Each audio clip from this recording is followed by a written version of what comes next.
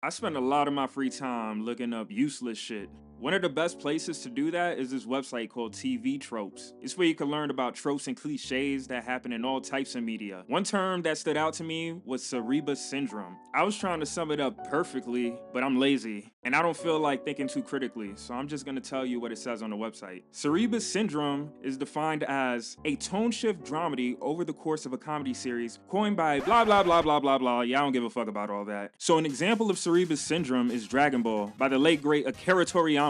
It starts off with this goofy monkey boy going on adventures with jailbait and a bunch of sex offenders. Heck yeah! It was a fun time until people started dying. Then shit got real when Dragon Ball Z came around. After that, the anxiety never went away. These people were always having problems. It starts off with Goku's brother coming to Earth and telling him he's an alien. Then he kicked him in the balls and kidnapped his son. When he tried to get his son back, he dies. And then a year later, space terrorists come over and more people died, including the Dragon Balls. Now they on a planet with no Dragon Balls. Like what? No Dragon Balls? You telling me if we die, we gonna stay dead? So instead of staying on Earth and raw dogging it, they go to Namek, cause Namek got a bigger dragon with bigger balls. They go to Namek and witness a genocide. Everybody's looking for the same balls, including Space Hitler and the guy that had the highest body count in the show at that point. They got all the space balls, some more people died. They killed Space Hitler. Now they chilling for a bit. Then they find out Space Hitler is not dead and he's coming to kill everyone. But this weird dude with blue hair that looks like spaghetti chops him up and turns him into barbecue chicken. Then it turns out weird spaghetti dude was just there to tell everyone that there's more bullshit to deal with. It's androids now. They get a 3-year break to chill and learn how to drive, and then androids will come through and kill everyone. And if Goku can't lower his cholesterol, he'll be cooked too. Then more dying and suffering happens. Goku becomes a deadbeat again, but he likes fighting more than being a deadbeat, so he came back. Then this fat bitch came. He changed forms a bunch of times and he killed everybody, and then he blew up the planet and Goku kills him through the power of Satan. The end. And that's Dragon Ball and cerea syndrome. It goes from a goofy comedy to a bunch of anxiety. Life is an example of cerea syndrome. Things were fun and simple in the beginning. Even if you had a rough childhood and your mom used to beat your ass, you ever hear someone talk about beatings when they were a kid? They almost make that shit sound nice. Niggas think that shit is love. Now you got more perspective and bullshit to deal with. There are a lot of things you liked as a kid that you either hate or you just straight up don't care about. Everyone is different, so I got my own list. Here are some things I loved as a kid, but I'm not too crazy about now. When you were a kid, you had summer vacation, which I loved because I hated school. During class, damn, this gonna sound fucked up. During class, I used to daydream about my mom dying. You what? I go to the funeral, then I get a couple more days off. Even when I come back to school, I get a few weeks of, alright, his mom died, leave him alone type sympathy. I did not fuck with school. When I asked to use the bathroom, they'd be like, no. Bro, what? If you ask to use the bathroom in prison, they'd be like, nigga, I ain't your dad, go take a piss.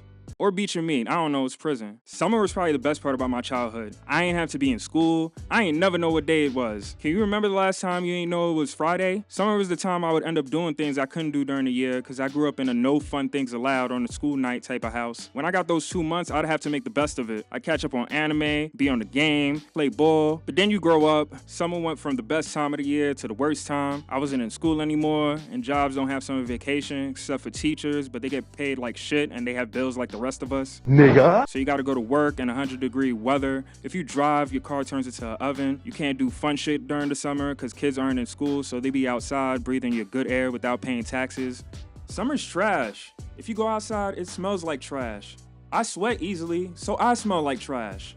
You stink! Let me just get that out the way! If you enjoy summer, you probably enjoy suffering anyways. That's why the only adults that like the summer is the homeless and people that are from countries where it's hot and nobody's trying to go to anyways. Ain't nobody trying to move to Senegal. Plenty of people trying to move to Canada though. Not me though, because they got snow, and that's what's next on the list. I think when we were kids, the snow reminded us that Christmas was coming around soon. I don't know what it is, but the air used to hit different around that time. You know what it might be? It's those Christmas specials. Every cartoon I used to watch had fire-ass Christmas specials. Everybody just decided to bring their A game. SpongeBob, Ed and Nettie, Billy and Mandy. There's that special Grandma Got Ran Over by a Reindeer, which was trash. I hated that one. It made me think of my grandma. I don't want to think about that shit. I love my grandma. You're not in school, which is lit because fuck school, and most importantly, you get free shit.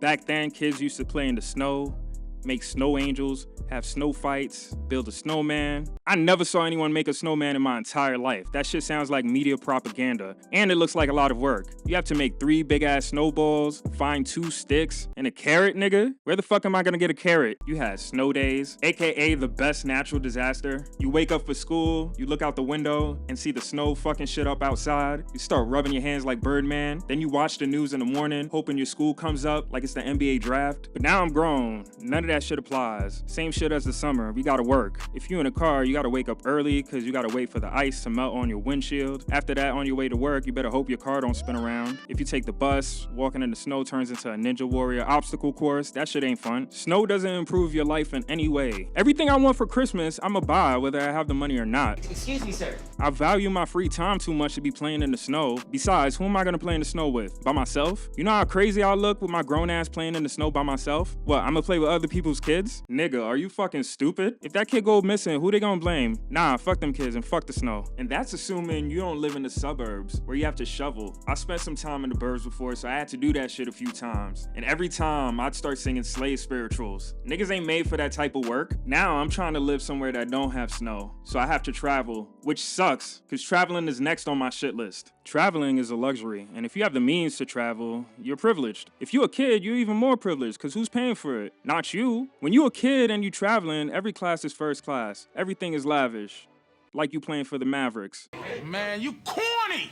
I come from a family of immigrants of a third world country. So during the summer, they'd send me there for 2 months because it's cheap. 2 months is too long, by the way. There ain't no way you're gonna be in another country for 2 months. Shit, you're not gonna be out your city for 2 months. If you've been away for 2 months, that means you live there now. Or you're getting sex trafficked. But I don't fuck with traveling anymore. Even though people on social media try to act like it's fun, it's not. If you travel by plane often enough, it's like you're taking the bus. And at a certain point, that shit is just work. There's the packing, there's the airport, there's TSA. In America, everyone hates their jobs, but the TSA really hate their job. Which I get, but don't be talking to me crazy because you hate your life. Nigga, you ain't special, I'll smack the shit out of you. I only travel to visit family. That's it. I ain't traveling to explore. That's some white people shit. I need plans to go somewhere. Explore? What the fuck does that even mean? Hey, where the bitches at? It's supposed to be titties. Where the fucking titties and the bitches? Expensive, boring, uncomfortable. Traveling is overrated.